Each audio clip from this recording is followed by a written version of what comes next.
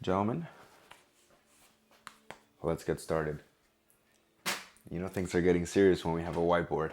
All right, boys, listen. Plain and simple. Today I want to talk to you about 3 money moves that you absolutely need to take care of. 3 things you need to make if you're in between the ages of 18 and 25. Now, we're going to cover all of these in more detail as we go about the video, but let me talk first about the why.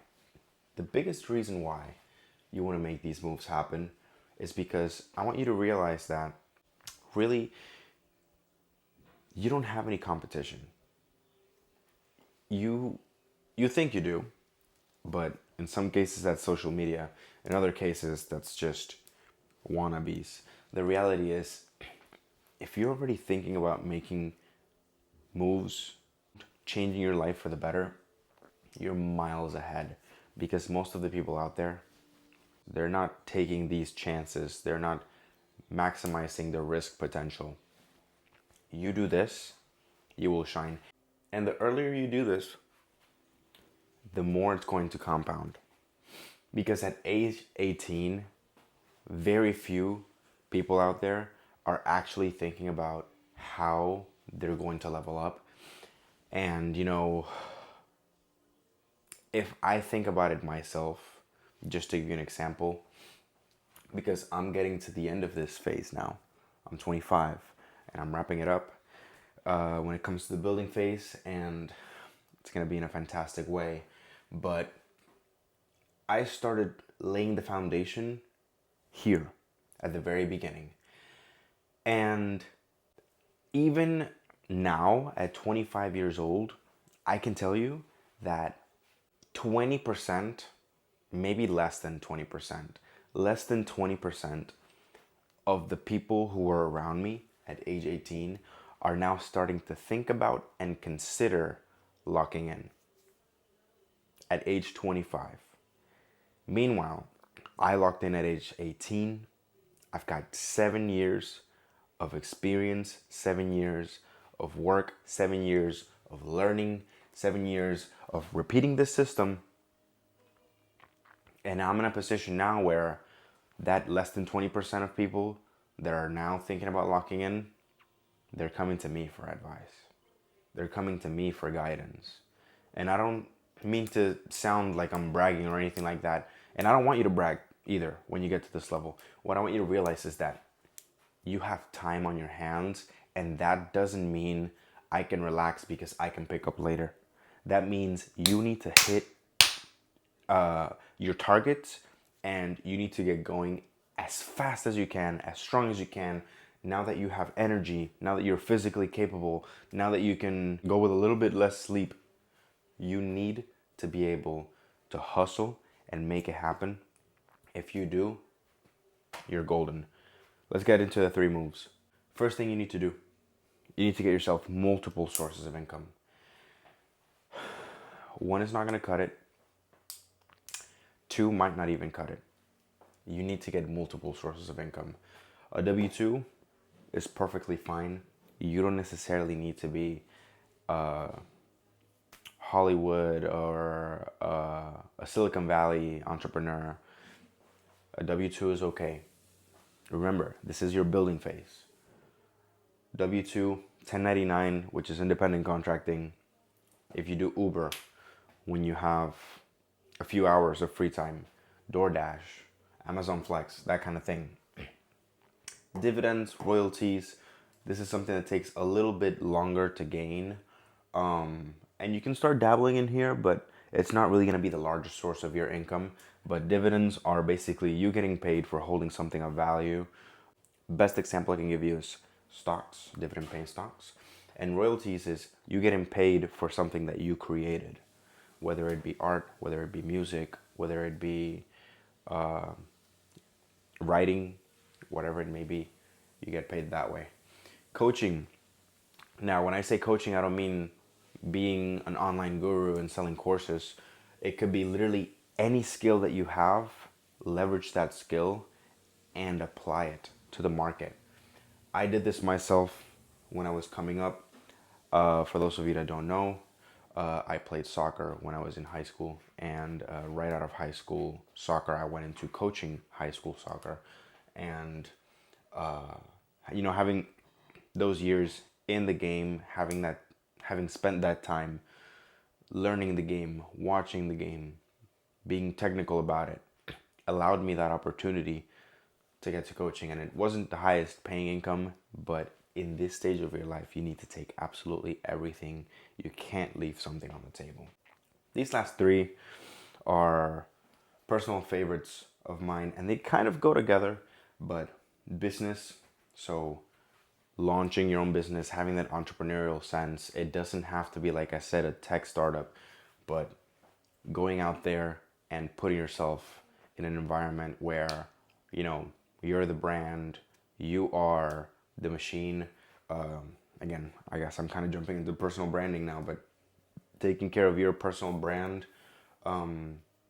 If you have some sort of unique talent, or if you have a different perspective, and using media to maximize that exposure, you can get brand deals, you can get sponsorships. Really, what we're going to be looking at here for the most part, for most of you guys, is W-2s, 1099s, maybe coaching, maybe business. And that's going to be the bulk of it, that area right there. That's okay. But you need multiple of these. You need multiple of these. And the reason why, like I said, is because the reality is that we don't live in the same world anymore. So you can't play the new game by the old rules. You have to play in a different way. And I'm not here sitting and telling you that everything's going to be okay, because I don't know that. It's all going to be up to you. But why not minimize the loss? Why not minimize the risk when you can go hard now and make things happen? What are you going to do with your multiple sources of income? That takes us to step number 2, and that's buying assets. I hope you understand the difference between assets and liabilities, but we can cover that in a different video. Really, when it comes to assets, I want you to look at this all together, but you have to understand that there's a strategy portion to it, and we're going to cover that shortly.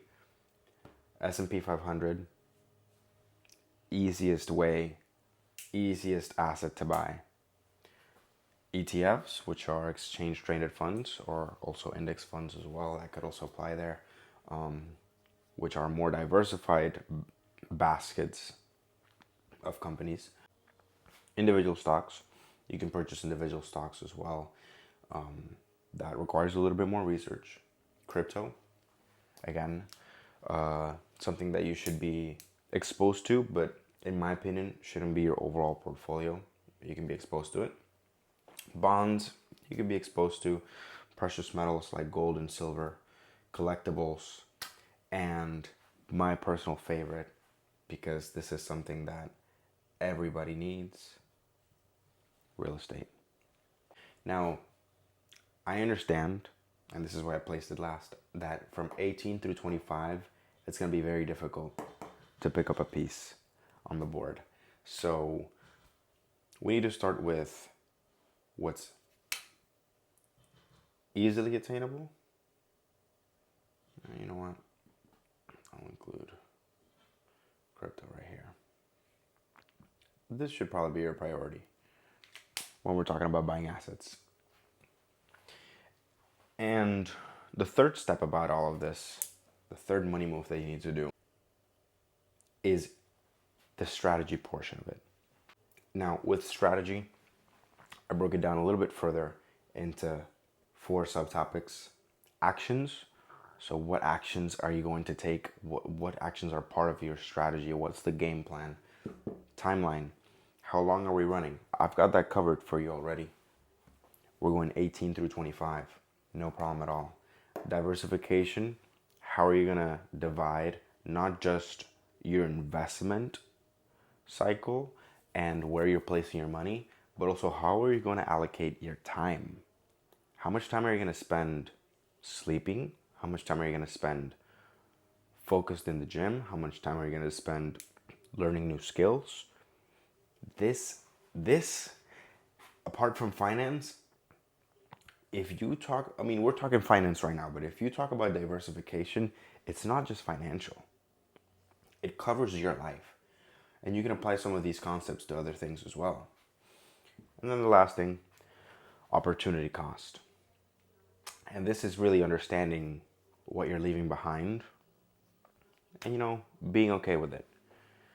If the opportunity cost of chasing a solid, stable financial future is missed parties, degenerate activities, illicit substances, chasing things that don't benefit you or that don't care about you, I'm okay with that. I'm perfectly fine with that. Now, just to recap real quick, multiple sources of income. You need cash and you need a lot of it. It's not going to get handed to you. You got to go out there and hustle. From the ages of 20 to 22, I had 3 jobs. And that's what allowed me to save up so that at 22 years old, I could get myself the big piece. Not even at the end here at 25. And so you need to have that chase, that drive to want to do better, to want to be better. I can't do it for you. Your mother can't do it for you. Your friends can't do it for you. You got to do it for yourself. Once you start picking up that multiple pieces of income, the buying assets part of it is key. Because if you get multiple sources of income, you start getting a lot of money, and all of a sudden you're buying Nikes, and all of a sudden you're paying a bunch of money on ridiculous subscriptions that you don't need, and you're eating out all the time, and the mall's your favorite place, and it's just money in, money out. You're not going to make any progress with this. And you know what's worse than not getting started? What's worse than not getting started is getting started and then throwing it all away. Yourself. So you need to follow the trend. And these are in no specific order. If you already have some cash in hand, hey, buy assets. But then you got to get to making multiple sources of income. And then you got to think about the strategy portion of it. If you have the strategy portion put together, then you know what to do. You need to get multiple sources of income and you need to buy the assets. But you have to apply all of these 3.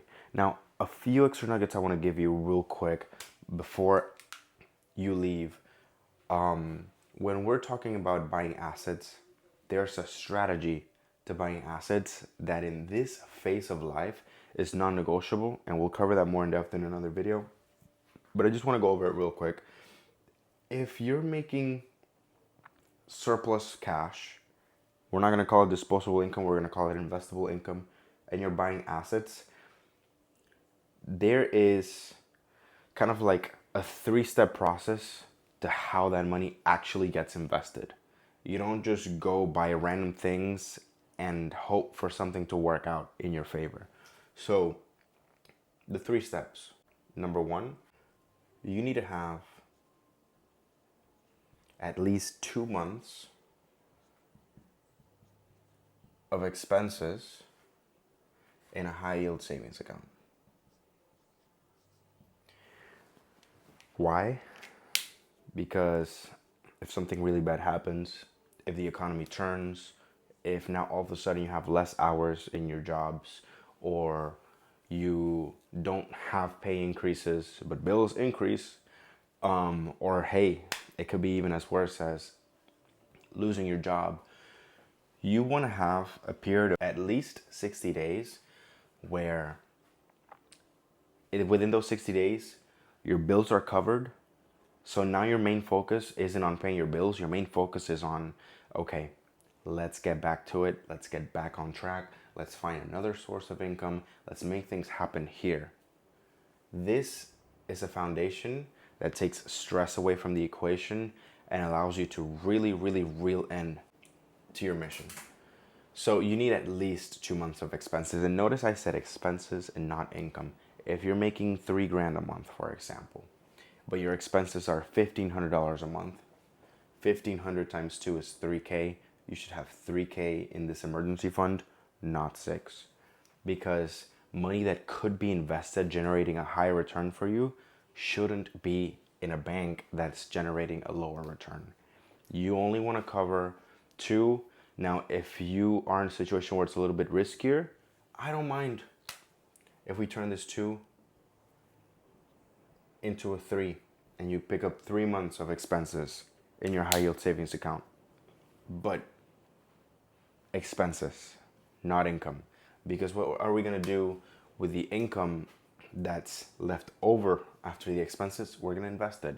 But the main structure and my main message here is you need to max your Roth IRA.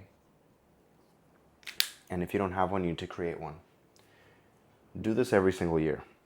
The current max is $7,500. Get as close to that amount in your Roth IRA. You do this from age 18.